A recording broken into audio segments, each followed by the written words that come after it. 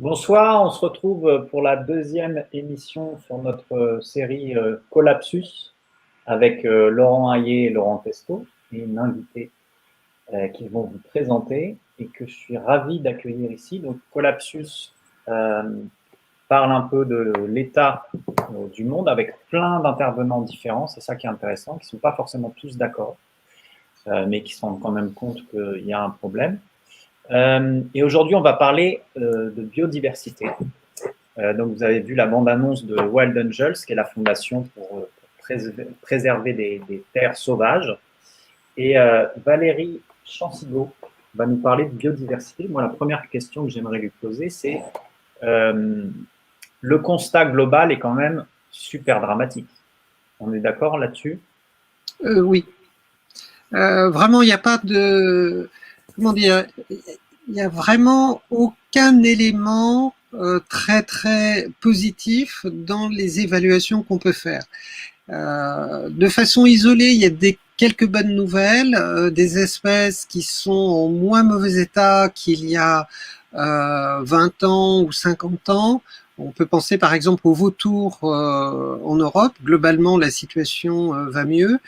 Mais ces bons chiffres masquent souvent de très mauvais chiffres. La situation des vautours dans le reste du monde est en train de se dégrader à une vitesse absolument folle.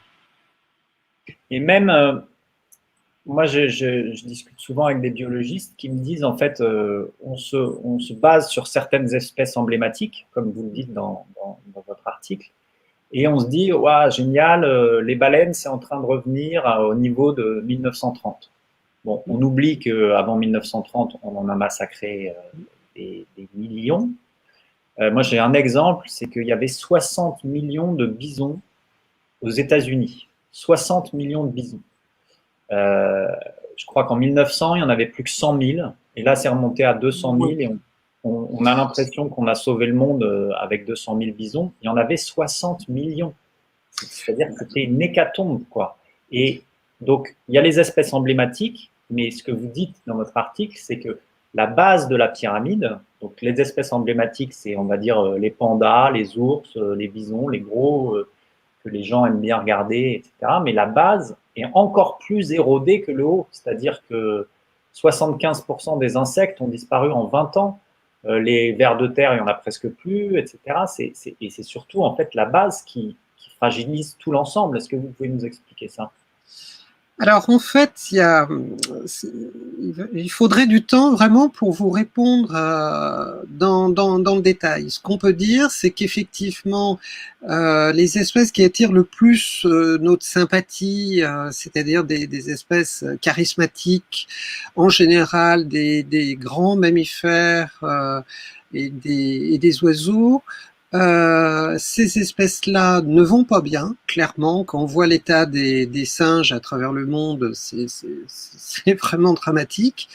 Mais ce qu'on oublie, c'est que c'est bien l'intégralité du monde animal, végétal, qui est dans le même état, et que le problème, c'est que mobiliser les foules pour la sauvegarde d'araignées, sauvegarde de vers parasites, par exemple, risque d'être quand même assez compliqué. Déjà qu'il est difficile de mobiliser l'opinion pour des espèces charismatiques, alors imaginez pour des espèces qui ne le sont pas du tout. Et là, il y a un vrai problème déjà en termes de réaction du public. Mais c'est pas simplement ça. On se rend compte que la recherche se répartit inégalement.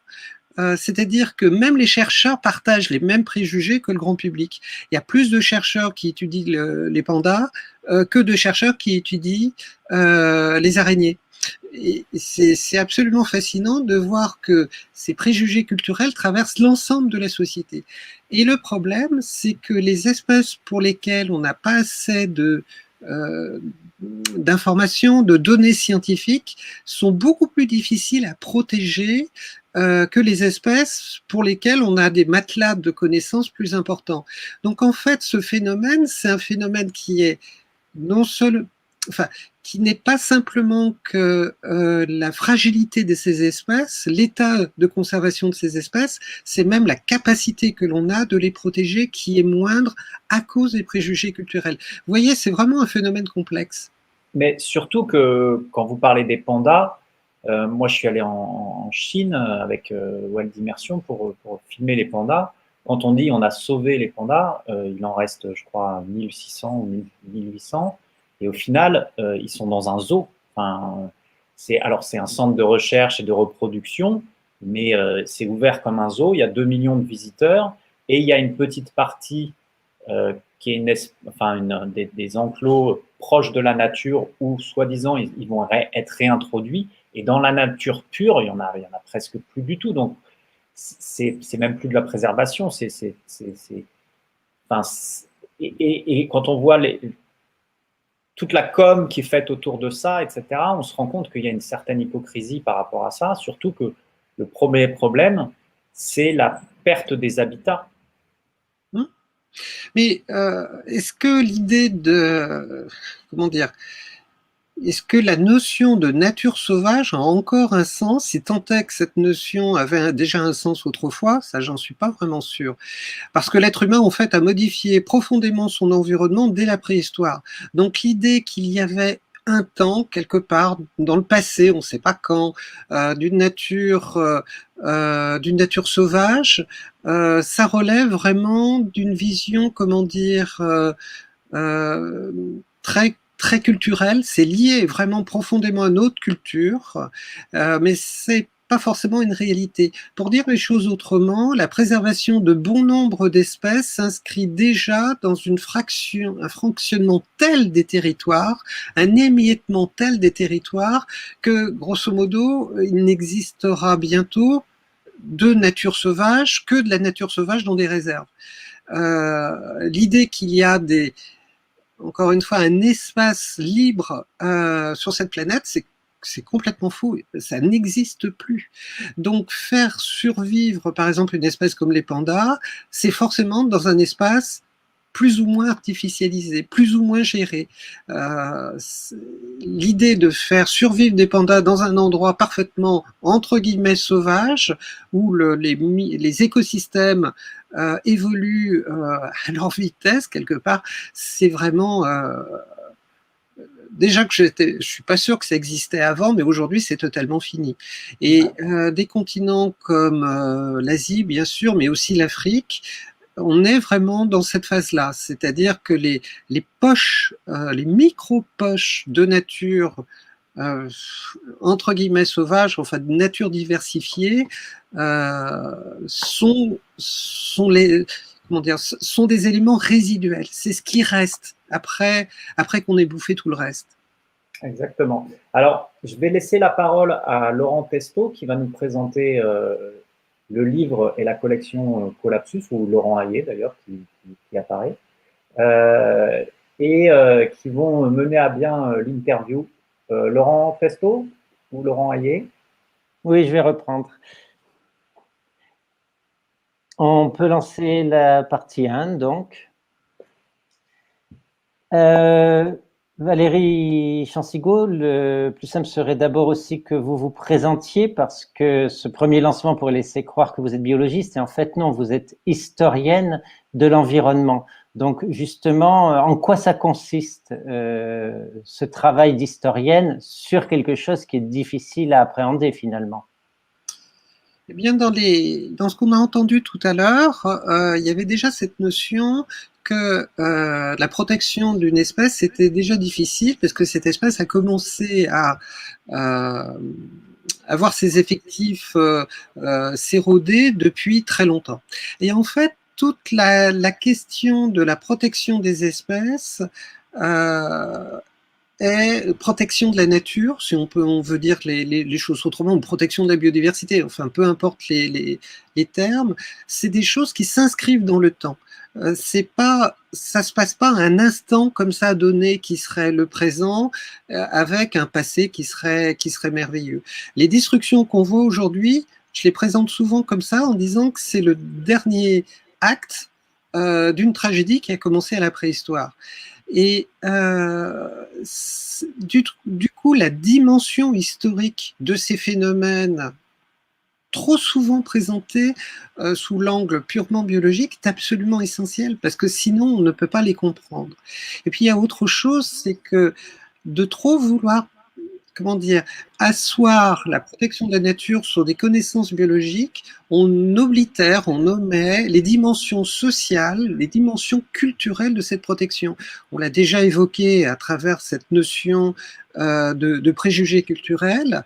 Si on comprend pas que la protection de la nature est avant tout une question d'ordre social et d'organisation sociale et pas une question de biologie. Il ne s'agit pas de savoir ce qu'il y a dans ces organismes vivants qu'on veut protéger, c'est vraiment comment la société peut et doit s'organiser pour arriver à protéger ces espèces. Et on voit bien dès lors que, et c'est pour ça que vraiment très tôt je me suis orienté vers ces questions-là, c'est qu'on ne peut pas dissocier les aspects biologiques de la protection de telle ou telle espèce, de tel ou tel écosystème, de tel ou tel milieu ou région, des questions, encore une fois, à la fois sociales et historiques.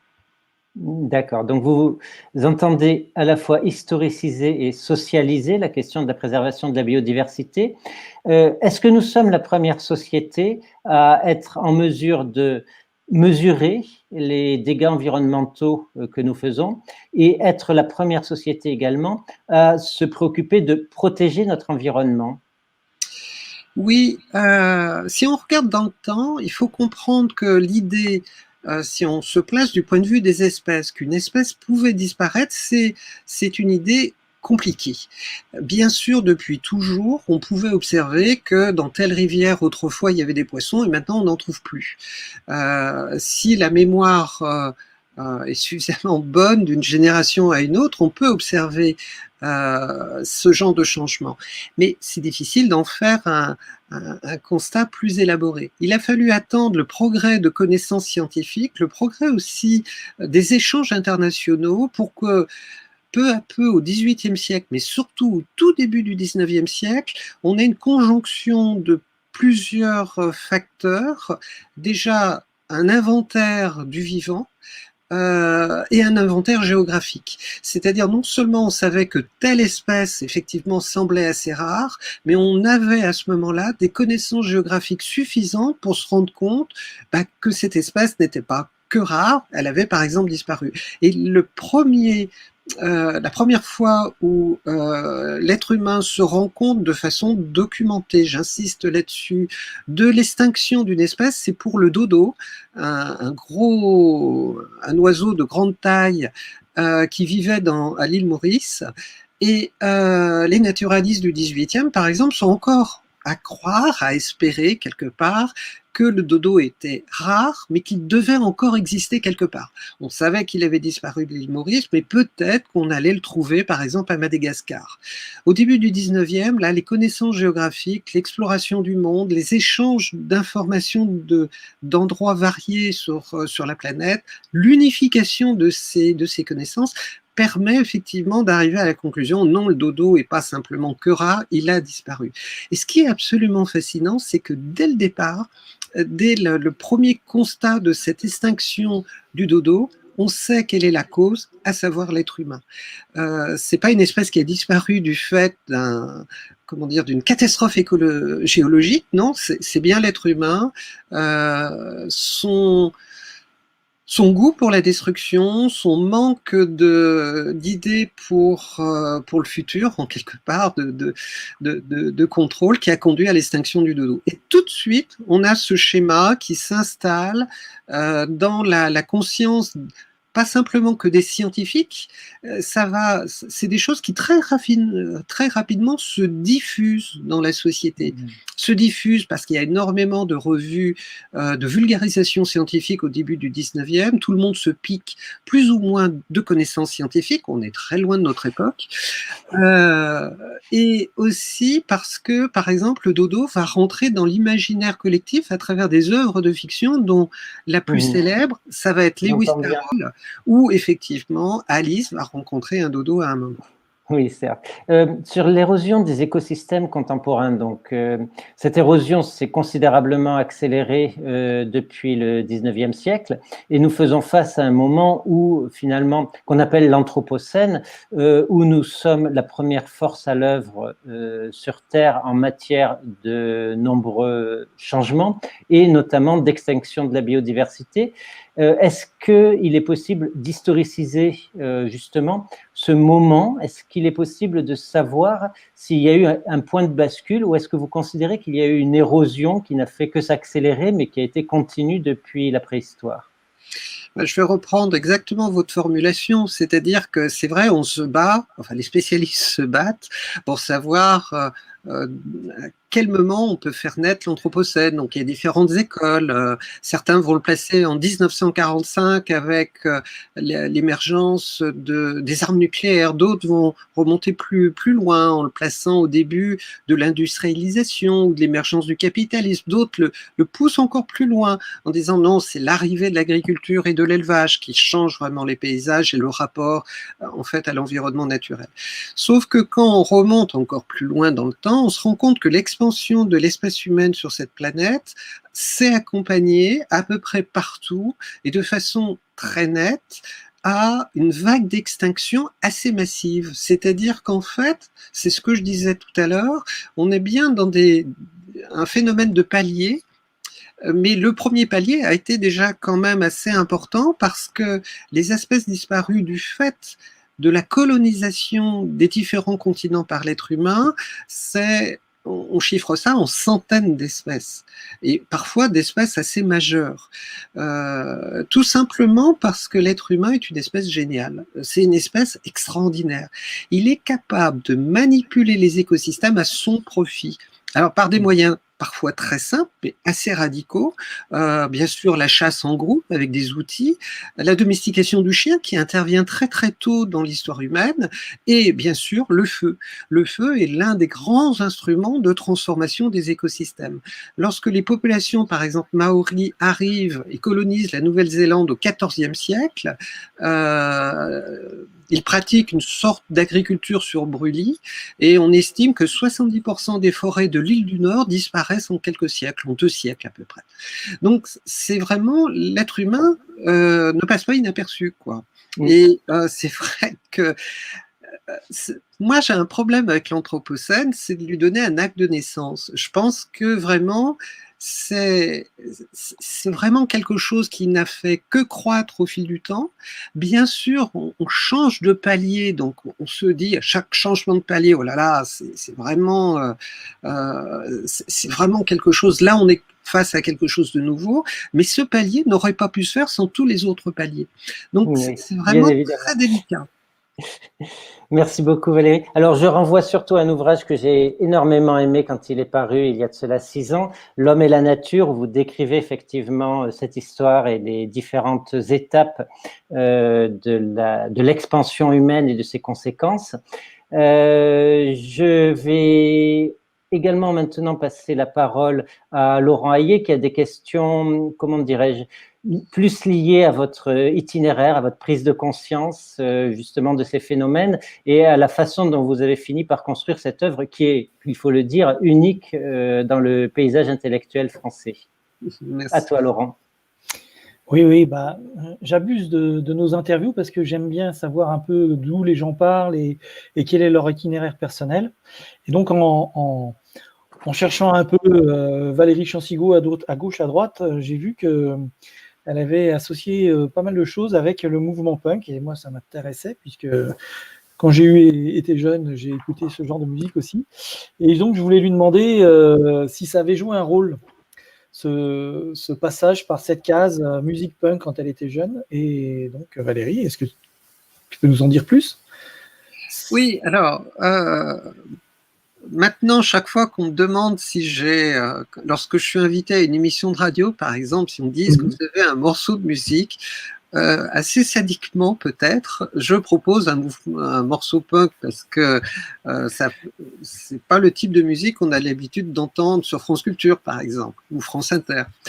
Alors, c'est vraiment, pour le coup, c'est très personnel. Le mouvement punk, ben, en fait, je l'ai pratiqué, si j'ose dire, il y a très longtemps, mais pas par la musique, parce que j'étais en fait trop pauvre pour acheter le moindre disque, donc j'avais une connaissance vraiment très très théorique de l'aspect musical, mais très vite j'ai compris, j'ai saisi que ce qui caractérisait le mieux ce grand mouvement qui est apparu à la fin des années 70, c'est quand même un mode de vie. Avant d'être, comment dire, lié à une musique particulière. La musique est importante, mais ça n'explique pas ce qu'est le punk.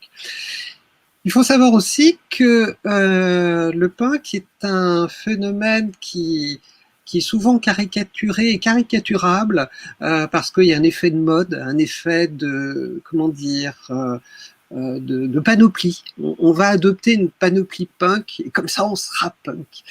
Encore une fois, c'est surtout un mode de vie qui se caractérise par le fait qu'on cherche à être émancipé des contraintes de la société. Alors quand on découvre le punk en étant jeune, c'est en général toujours les mêmes choses. C'est essentiellement la famille et l'école, éventuellement son milieu, éventuellement d'autres choses, mais c'est vraiment très souvent, quand je discute avec des gens qui ont eu des moments punk dans leur vie, c'est vraiment très très lié à des moments d'émancipation. Et ce qui est très intéressant avec le contenu de ce mouvement, ça a été, comment dire, les questions écologiques, les questions aussi de relation à l'animal, puisqu'il y a beaucoup de mouvements punk, enfin de groupes punk qui se sont revendiqués du végétarisme, du véganisme. Le terme de végan a été largement diffusé dans la société par des groupes punk. Et en fait, c'est assez logique parce que comme c'est des valeurs essentiellement libertaires, l'idée que de se soucier de la domination et de la souffrance d'autrui, ça peut pas s'arrêter aux êtres humains. Forcément, il y a quelque chose qui est beaucoup plus large. Et ce que j'ai découvert après, c'est les parallèles entre le contenu du mouvement punk, qui est des mouvements plus anciens au XIXe siècle, encore une fois dans la galaxie anarchiste, qui étaient déjà végétariens, qui étaient déjà pour l'autonomie, qui pratiquaient déjà une sorte de volonté de, comment dire, oui, d'être libre, d'être émancipé, profondément. Et ce que j'ai vu aussi très vite, c'est aussi une question éminemment sociale dans ce rapport à la nature, dans ce rapport, comment dire, à la liberté ou à l'écologie.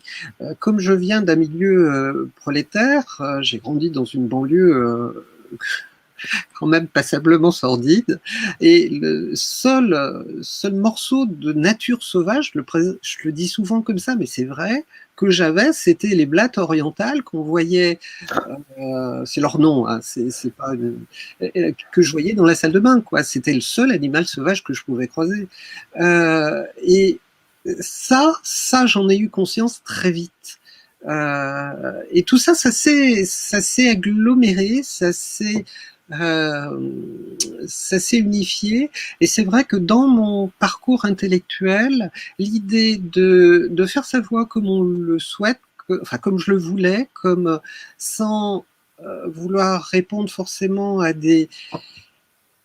à des critères conformistes d'école de pensée ou je sais pas quoi, ça, clairement, ça peut définir ma trajectoire. Ça, c'est vrai. Ok. Du coup, une question qui vient, c'est que dans le punk, il y a une sorte d'actualité, le do-it-yourself, la remise en question de la société, et même en puisant plus loin dans les travaux anciens anarchistes, donc sans transformer tout le monde en contestataires nos futurs à Crète, on pourrait dire qu'il y a un intérêt à faire un pas de côté, à utiliser cette grille de lecture pour avoir une sorte de critique, voire éventuellement même je sais pas, un nouveau set de valeurs pour réfléchir à autre chose. Pas forcément, encore une fois, des punks enivrés ou. Je sais pas, Oui, vous en mais pensez encore quoi? une fois, il faut se méfier de la panoplie qui remplace quelque part les idées. Il y a un groupe que j'aime bien qui est vraiment, en plus, le grand groupe fondateur de ce punk politique qui est le groupe Crass, un groupe britannique. Et ce groupe, par exemple, détestait encore une fois, la panoplie punk. Ils ont chanté très très tôt l'un de leurs tubes, c'est le punk est mort. Quand on les voit sur scène, ils ont pas de crête iroquoise, ils ont pas des trous partout avec des pinces. Des, et eux, par exemple, ils étaient très très fiers d'être une communauté d'artistes, et ils étaient très fiers de leur jardin. Parce que l'idée de cultiver son jardin pour devenir autonome, en quelque sorte, c'était vraiment une idée importante. Mais, Et oui. excusez-moi, continuez, continuez. Non, non, et je veux juste rajouter une chose, c'est que j'ai compris aussi autre chose à travers ma toute petite, minuscule expérience punk, c'était que les comportements individuels ne suffisent pas. C'est-à-dire le comportement individuel le plus vertueux n'arrivera pas à changer les problèmes de fond dans cette société. C'est vraiment des problèmes, c'est vraiment une question collective. Bien sûr, c'est intéressant d'être vertueux, mais la vertu seule ne peut pas suffire. Mais à propos du punk et presque ce qu'on lui a opposé, qui était en fait pas si opposé que ça, le mouvement hippie, c'était quand même une vraie prise de conscience sur justement l'écologie. D'un côté, on va dire, les hippies, on parlait plus d'écologie, de flower power, etc. Et des punks, d'un vrai problème de société dans les villes, presque qui poussait à la volonté de la destruction de ces villes pour en effet arriver à une société anarchiste au sens noble du terme, parce qu'on a complètement oublié ce que voulait dire le mot anarchiste. Et vous, qui êtes historienne, est-ce que vous voyez à quel moment, en fait, ces mouvements ont été absorbés par le système, sans qu'ils soient par vraiment l'ensemble de la société, pour arriver au final à ce que le punk soit juste un mouvement de mode ou juste justement de musique, et qu'on arrive à faire des défilés Chanel avec des tenues punk, et qu'en fait donc ce soit complètement absorbé et complètement annihilé en termes de philosophie forte qu'il y avait derrière, et oublié. Et moi, pour ça, je pense à deux mouvements et un troisième. Donc, le mouvement hippie a été complètement pris de l'intérieur, le mouvement punk a été complètement récupéré, et dans ces mêmes années, il y avait un énorme mouvement écologiste. Il y avait des panneaux solaires qui commençaient à pousser partout. Il y a un super documentaire qui s'appelle L'homme a mangé la terre, qui montre comment les entreprises pétrolières ont racheté aussi les tramways électriques pour les mettre à la casse et les remplacer par des voitures pour favoriser le pétrole. Et donc, comment, par exemple, Exxon, qui savait ça, a financé des grandes campagnes de propagande en disant « Mais non, vous inquiétez pas, tout va bien ». C'est-à-dire qu'en fait, on a l'impression, et je pense que c'est même une réalité, que la prise de conscience qu'on a maintenant en se disant « Ouais, il y a une prise de conscience », en fait, elle était là il y a 40 ans et elle a été annihilée. Et ces mouvements hippie, punk, ont été un peu discrédités en étant avalés, en étant mis juste que comme de la musique. La musique est très importante, mais ça fait partie d'un mouvement global, philosophique, de changement de mode de vie, etc. Est-ce que vous avez une idée par rapport à ça et par rapport justement à cette lutte pour la biodiversité? Est-ce qu'il y avait aussi une vraie conscience là-dessus à cette époque? Alors, il faut imaginer que c'est une conscience qui, encore une fois, vient de loin parce que dès la fin du 19e, les mouvements anarchistes se soucient profondément de cette question de sauvegarde de la nature. Quelqu'un comme Élisée Reclus, qui est l'une des plus belles plumes, réellement, quand on aime la langue française, il faut lire du Élisée Reclus. De la fin du 19e, il meurt en 1905. C'est aussi l'un des meilleurs penseurs, probablement, de tout le 19e siècle sur ces questions de sauvegarde de la nature et de progrès social. Il réunit vraiment les deux. Et ce qui se passe, c'est que c'est des mouvements qui restent, malgré leur caractère brillant, intéressant intellectuellement, encore une fois émancipateur, ça reste des mouvements extrêmement marginaux, tout le temps. Du coup, la récupération, elle est facile. Surtout que cette récupération se fait par des personnes, par des entreprises qui n'ont aucun scrupule. Vraiment. Donc, c'est logique que la mode cannibalise et transforme n'importe quoi, parce qu'elle est capable de le faire. Elle est capable de le faire avec aucun, comment dire, aucune retenue. Il y a une couverture, alors je ne sais plus, je crois de Vogue, enfin d'un grand magazine de mode, paru il y a 1 an ou 2, qui disent nous allons maintenant, enfin la mode maintenant va respecter la nature. Enfin c'est totalement ridicule. Mais ça a toujours existé. Il y a toujours eu ce phénomène de récupération. C'est pas nouveau, ça a toujours existé. Alors, nous allons pouvoir attaquer justement la 3e partie en rebondissant sur la question des inégalités et du capitalisme qui, pour vous, ont partie liée, c'est-à-dire qu'on ne peut pas concevoir un mouvement écologique qui attaque de front le capitalisme sans s'attaquer au préalable à la question des inégalités, si j'ai bien suivi. L'idée que je poursuis dans mes travaux actuels, c'est vraiment d'essayer de comprendre comment, depuis les années 70, mais encore une fois, c'est pour établir un point de départ. Encore une fois, il y a de fortes chances qu'on puisse faire le même type d'analyse plus tôt.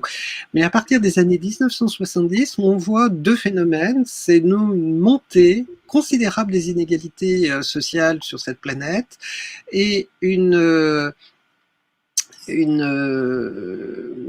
érosion tout aussi considérable de la biodiversité. Et toute la question, c'est de savoir comment les choses se font. Alors bien sûr, il n'y a pas un lien de causalité simple, c'est pas l'un qui provoque l'autre ou vice-versa. Mais il y a manifestement des mécanismes sociaux qui aboutissent à ces 2 phénomènes. Et c'est ces mécanismes sociaux qu'il faudrait pouvoir traiter, aborder, combattre, je ne sais pas quel est le bon terme, hein, mais envisager réellement pour pouvoir faire progresser les choses. Et on fera progresser les choses, encore une fois, sur ces 2 aspects qui ne représentent qu'une seule et même réalité. Il n'y a pas d'un côté la question sociale ou de l'autre la question environnementale. Alors ça, maintenant, depuis le mouvement des gilets jaunes, c'est génial parce que j'ai plus besoin de convaincre mes interlocuteurs de la réalité de ce phénomène. Donc vraiment, je les remercie pour ça. C'est vraiment génial. Mais c'est vrai.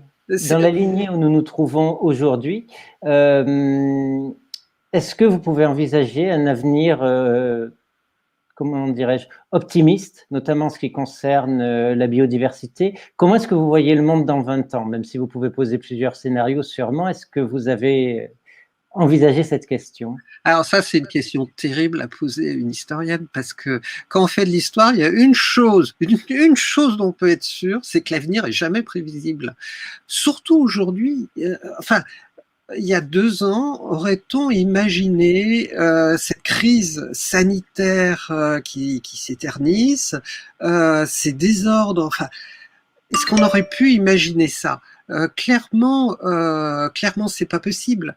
Et ça, il faut vraiment être vraiment modeste par rapport aux pronostics qu'on peut faire, une prévision.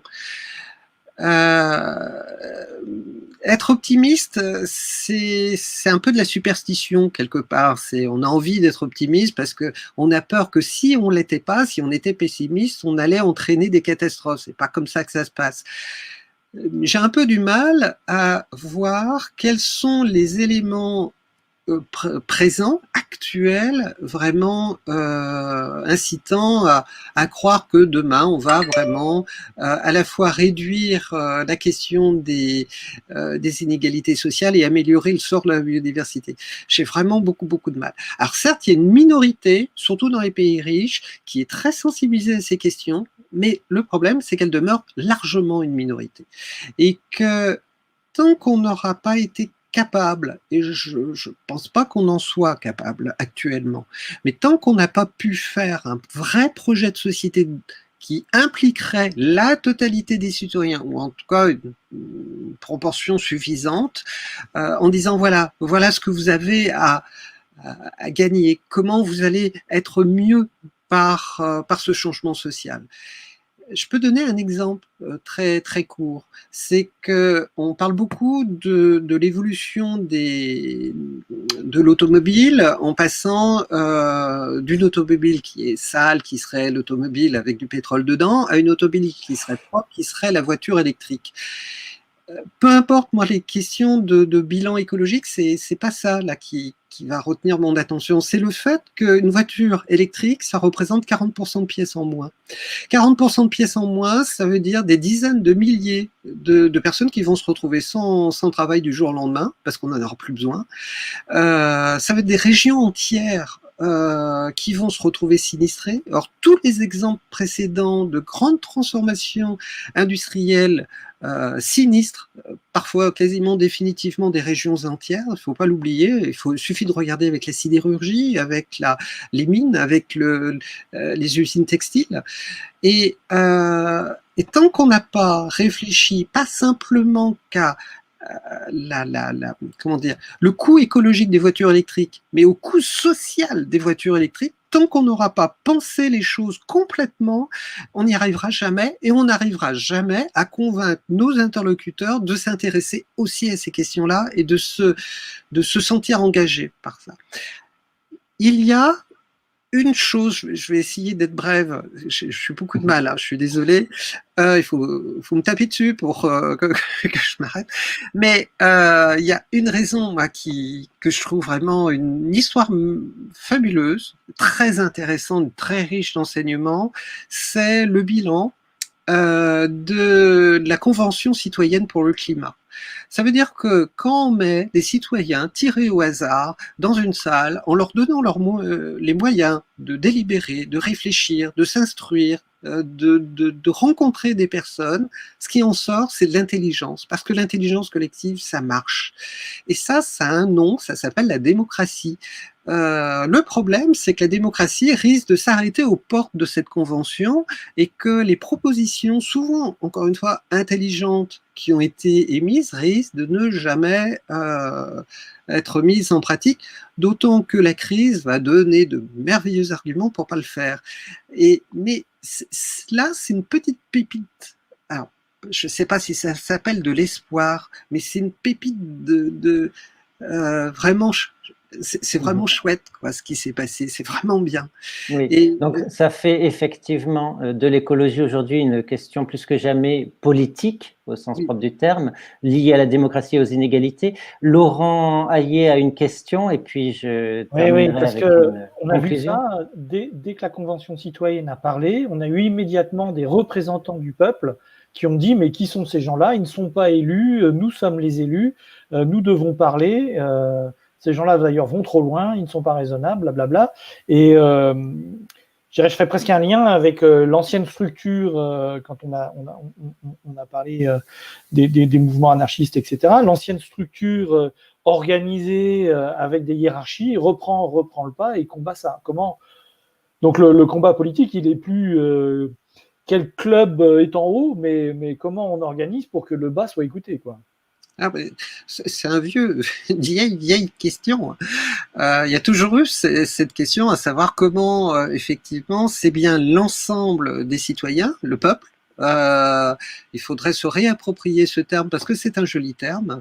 Il n'y a pas de raison de se le faire happer par des mouvements nettement bruns. Que le peuple en fait s'exprime, que tous les citoyens s'expriment et trouvent un intérêt à s'exprimer. Et ça, c'est vraiment c'est un enjeu absolument vraiment considérable parce que la démocratie, c'est quelque chose qui peut mourir. On a eu quand même pas mal d'exemples dans le passé. Et si on ne prend pas garde, notre démocratie, avec beaucoup de choses qui vont avec, va mourir aussi. On voit bien à quel point, par exemple, que les pays dirigés ou les groupes politiques qui sont le moins enclins à parler de démocratie, les partisans de l'illibéralisme, je ne vais pas y arriver, en Hongrie ou au Brésil ou avec Trump, c'est des mouvements aussi qui liment considérablement le droit des femmes, par exemple. Mais pas seulement, hein, bien évidemment. Et on voit bien à quel point c'est les questions de liberté individuelle et puis de toute une série de libertés fondamentales, selon moi individuelles, les droits accordés aux femmes notamment, se retrouvent écrasés au même titre que la sauvegarde de l'environnement. Et c'est un nouvel exemple qui montre bien ce lien entre les questions sociales et les questions environnementales. Et que derrière ce lien, c'est quoi? C'est de la politique. C'est un projet politique. Oui, ok. Je crois que Laurent voulait conclure. Oui, conclure, c'est un grand mot. En tout cas, je voulais rebondir sur votre actualité, puisque vous avez produit récemment un livre qui est vraiment, et je le dis sincèrement, extraordinaire, Histoire de la domestication animale.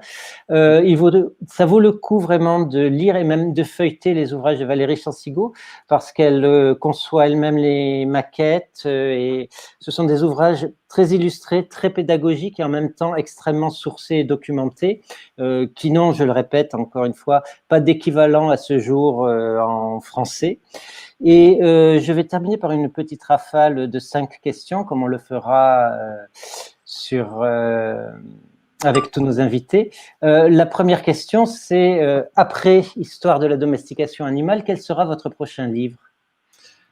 Là, je mets la dernière main à une histoire du végétarisme. En fait, souvent mes sujets rebondissent. À un moment, j'avais expliqué que j'avais traité de la protection des oiseaux. Après, m'être intéressé aux invertébrés parce que je m'étais intéressé à leurs prédateurs. Et puis après, je m'étais intéressé aux chasseurs. Enfin bref. Et il me semblait que l'histoire du végétarisme est important parce que on a besoin de le replacer dans un cadre qui soit autre chose qu'un cadre militant pour ou contre, parce que cette question du végétarisme nous permet de se poser des questions sur ce que l'on est, comment marche la société. Encore une fois, il ne s'agit pas de l'analyser à travers un filtre militant, mais bien de prendre cette question et de tirer tous les fils qui constituent cette question parce que ça nous éclaire sur nous-mêmes. Oui, de s'en servir comme un fait social total pour éclairer différents aspects de nos comportements. Alors, quelle serait votre pire inquiétude aujourd'hui?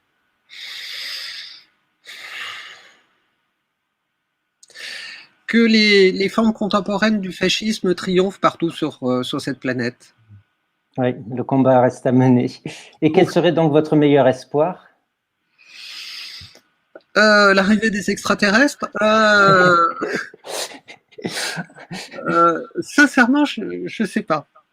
J'ai beaucoup de mal avec l'idée d'espoir. Alors ça, c'est mon côté très sombre, mais non, je sais pas. Sincèrement, je sais pas. L'être humain est capable du pire comme du meilleur. J'espère que là, il se rendra compte que le meilleur est quand même très rigolo à faire. Donc, oui, une prise de conscience, sans plus le préciser. Le livre que vous recommanderiez? Là, tout à crack, bigre. Euh, un livre assez... Ah oui, si, j'en ai un. J'en ai un, c'est La fable des abeilles de Mandeville. Mandeville. Un livre paru au début du XVIIIe siècle. Il y a une très bonne édition parue de mémoire chez Champ-Flammarion, il me semble. Avec une très bonne introduction, parce que c'est un ouvrage vraiment important. C'est une fable, qui vraiment c'est écrit comme une fable, mais c'est l'un des grands ouvrages de philosophie politique du XVIIIe. La thèse de l'auteur est simple, la prospérité d'une société n'est pas obtenue par la vertu, mais par le vice.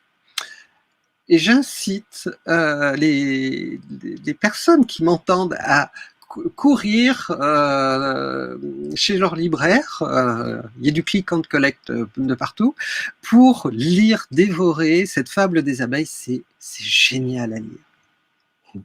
Merci beaucoup. Et un film que vous recommanderiez? Un film. C'est terrible de répondre comme ça à brûle pour point. Un film.